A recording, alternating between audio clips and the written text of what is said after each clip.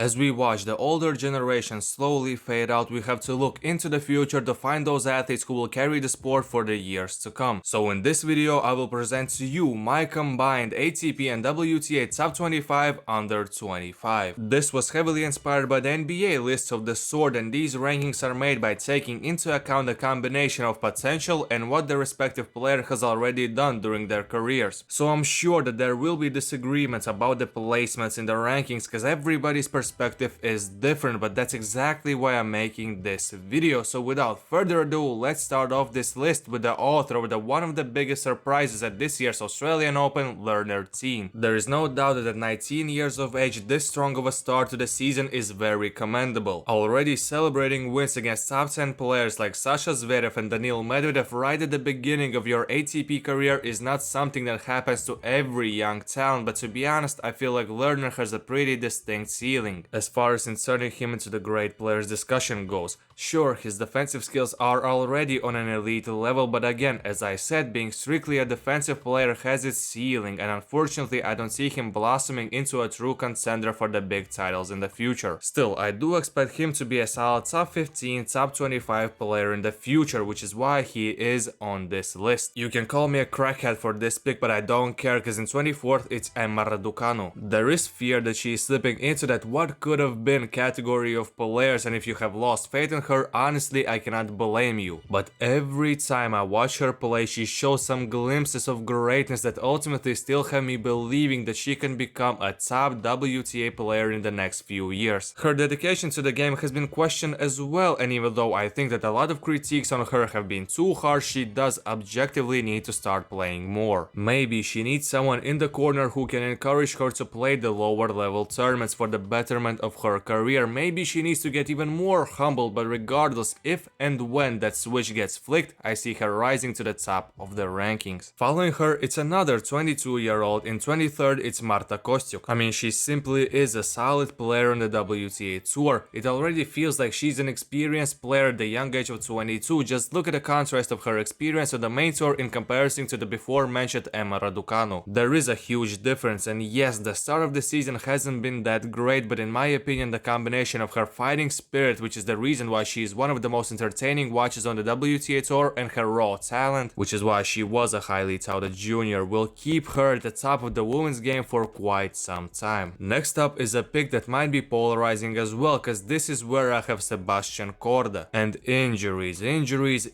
that's the main downfall of his career up until this point. He is also not that much of a newcomer anymore. At the end of the day, he is 24 already. Not to say that he's old or anything, but the factors like his inability to finally get over the hump and become a consistent feature in the final rounds of big tournaments and his injury record do bring some slight concern, which is why he is kinda low on this list, cause talent wise there is no doubt that he can do big things, but if you are unable to actually play and gain any momentum on the court, then the talent doesn't mean a thing. But now let's talk about someone who has had a great start to the season, but still in a way is similar to the before mentioned Korda, is WTA's Clara Tauson. She was the #1 player in juniors in 2019, and after that it seemed like the only way for her is up. But then, after making a steady climb up the rankings, injuries happened, which is why her ranking plummeted to being even outside of the top 100. Now she seems to be relatively healthy and able to play great tennis, as she has shown this season by being the only player to beat Madison Keys in 2025 up until Sabalenka did it yesterday. Also, she has celebrated wins against such great players like Arina Sabalenka, Karolina Muchova, and Elina Svitolina. Final in Dubai, title in Auckland, semi-final in Linz, all of these results are a great indicator that she is on the right path. There are some suspect parts of her game like her movement for example, but she can work on that in the future.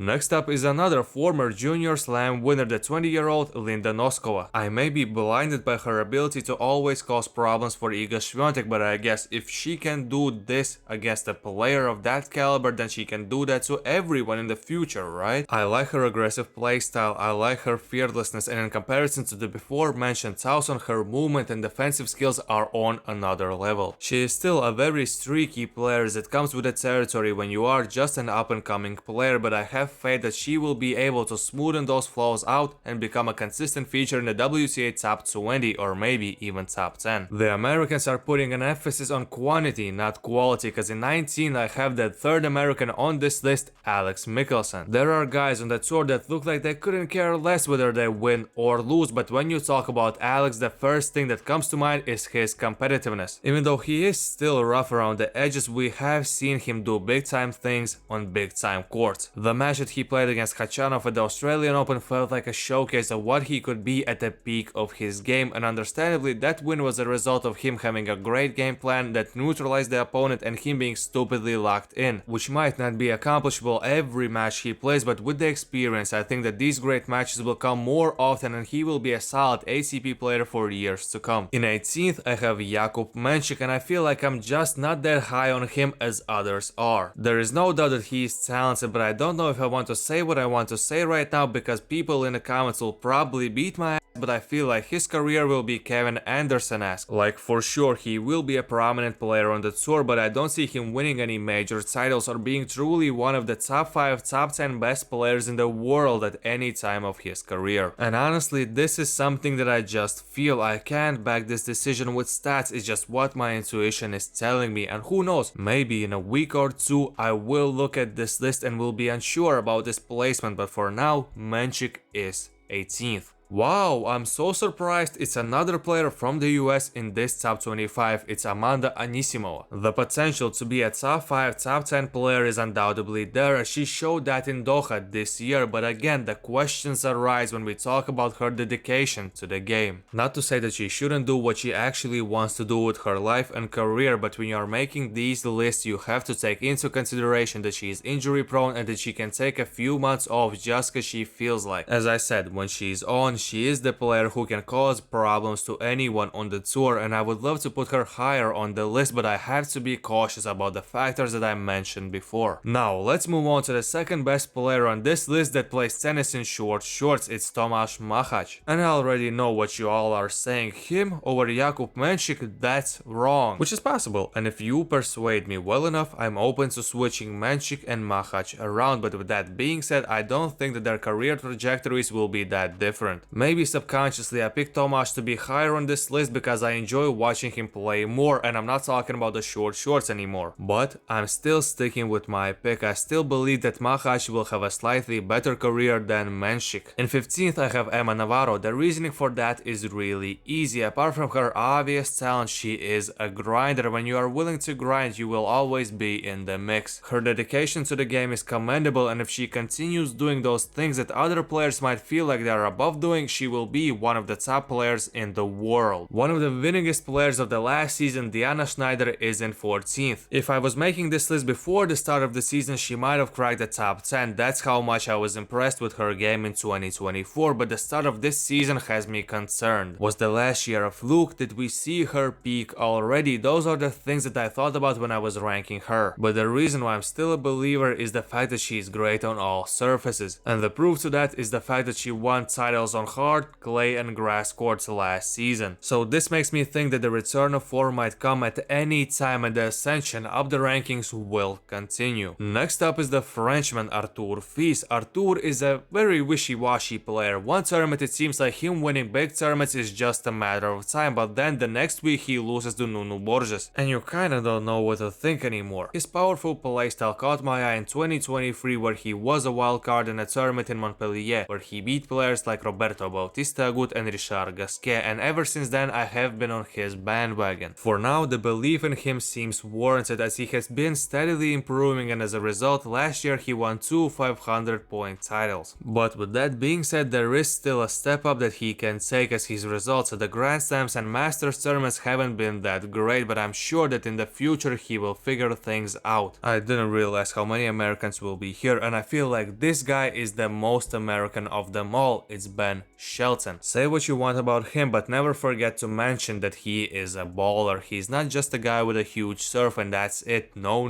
this guy is super athletic and he loves to use that athleticism. His movement for a big guy is exceptional, and combining that with the ruthless power, you don't even know how to game plan against him. This is his third year on the ATP Tour, and with each year he is only getting better, so he is going to be a pain in the to anyone he faces on the court for the foreseeable future. Let's move on to the player in the 11th spot. It's Lorenzo Musetti. He feels like the first player on this list who is actually a tenured ATP player. Honestly, the upside for him might not be as high as it is for the before mentioned Shelton or Feast, but I feel like I had to give him a nod for his consistency. For 4 years now, he has been a solid top 30 player, and in a world where everyone cannot be a generational talent that will change the sport of tennis, you have to respect someone who can simply be consistently good or even great. And in a way, you can say the same thing about the next guy on the list, cause starting off the top 10 is Felix Auger-Aliassime. To follow up on what I said about Lorenzo, I want to also give props to Felix for beating the washed allegations, cause after the Australian Open fiasco, even I was one of those people who thought that Felix is washed. But since then, Auger-Aliassime has won a title, went to the semis in Doha, finals in Dubai, and in general this great run of form gives an indication that there is still actually something to look forward to in terms of his career perspectives. But moving on from an established player to one who's strictly here based on his potential is the 18-year-old Joao Fonseca. Some might think that this is too low of a ranking for him, but as I said, this ranking is based on what the player has already done on the tour and his future projections. And even though people are already predicting that he will be one of the all-time greats, which is something that could possibly happen, I can't put him any higher than this because his current achievements are lacking. And don't get me wrong, I don't expect him to be a world beater already. I'm just explaining my decision here. I feel like the Joao Fonseca topic has been kinda beaten to death in the past few months, so I'll just say this: Joao Fonseca is the truth and I'm excited to watch him evolve. The start of the season for the player in the 8th spot, Qinwen Zhang, has been stinky to say the least. 1 win, 3 losses. It's not looking good for the Chinese superstar, but again, I have to give her the benefit of the doubt because her run from the Olympics till the very end of the 2024 season was undeniably great. And that is the reason why I'm still encouraged in regards of her future. I saw her be great and I think her being great is the norm and not what we are seeing right now. Also, it might sound like more of a wish than an actual career projection, but I feel like her character of being a loner that steps on the court not to make friends but to win titles and make money is something that could possibly give her an advantage in the long run and that necessary spice to the WTA tour as a whole. Next up in the 7th place is the polarizing Holger Rune, and the tickets to the Holger Rune bandwagon are back on sale after his performance at Indian Wells. I'm making this video before the semi-final match against Daniil Medvedev, so who knows what's going to happen there, but regardless, you can say that these 2 weeks have been positive and a step in the right direction for the Dane. Mentally, he seems more controlled, as it was shown in his match against Griekspoor, where he lost the first set in a pretty demoralizing fashion but managed to bounce back with a dominant performance in the remainder of the match. The encounter against Tsitsipas showed that he still can be clutch, and the comeback win against Humbert re-encouraged that his never give up attitude is still there. There is no denying that Holger Rune has the intangibles to become a consistent top player in the world, which is why he is here in the rankings. And following that, it's another Indian Wells semi-finalist, Jack Draper. The biggest question mark around him was his fitness, but in 2025 Jack said, nah, I think it's time to change that. And now he has no significant flaws that could be highlighted. He's scary good from the forehand and his backhand, having a great lefty serve could always be considered an advantage against the rest of the tour, and improvements in his defensive skills are seen already. But to be fair, it took him some time to figure things out, as he is 23, which in comparison to the next player on this list is ancient, but everyone moves in their own pace. And the pace that Jack has been on as of late is of a player that could possibly become a Grand Slam champion in the future. And the young player that I was talking about is Mirra Andreeva, and she is the real deal, which is why she's 5th in this list. Like, she's only 17 and she's already legit. There is no, oh, let's wait a few years to see what she is really about. No, she is already beating Grand Slam champions and she is already winning big titles. Her game is as polished as it could be for someone at such young age. Variety is there, mental toughness is there, she can clutch it up when it's needed. And with a combo of raw talent, tennis IQ and competent coaching staff, the sky is the limit for Mirra, and she might surpass another former teenage phenom who is next on the list, cause just outside of the top 3 it's Coco Gauff. And it's easy to talk about her flaws like the high double fault amount, her inconsistent forehand, and maybe some other things, and she is in a slump right now, so again it would be easy to say that she is not all that. But based on what I have seen mean, for example, at the end of the last year when she was on her stuff, it's not even that I believe that she will get out of this slump, I know that she will do that. Because I mean, she is a Grand Slam, WTA Finals and WTA 1000 tournament champion for a reason, and that is why she deserves to be this high on this list. Starting off the top 3 is the highest ranked WTA player on this list, Iga Swiatek. I mean, what is there to say about her that you didn't know already? 5-time Grand Slam champion, WTA Finals winner, 22 titles, and a lot of them are 1000 tournaments. And all of those accomplishments would have put her in the #1 spot if it wasn't for the 2 guys that you already know about. But I have to be brutally honest here, if she continues playing the way she is right now, we won't see her in the top 3 next year. And I understand bad stints can happen, but now whenever she finds herself in an unfavorable situation, she starts getting jittery, she starts panicking. It looks like she's almost on the brink of crying, and then ultimately she loses her cool, and in general losing your cool at times isn't that reprehensible. But when you were able to stay composed for years and now you just can't do that, it does seem worrisome. If only she had someone in that team who could help her with that.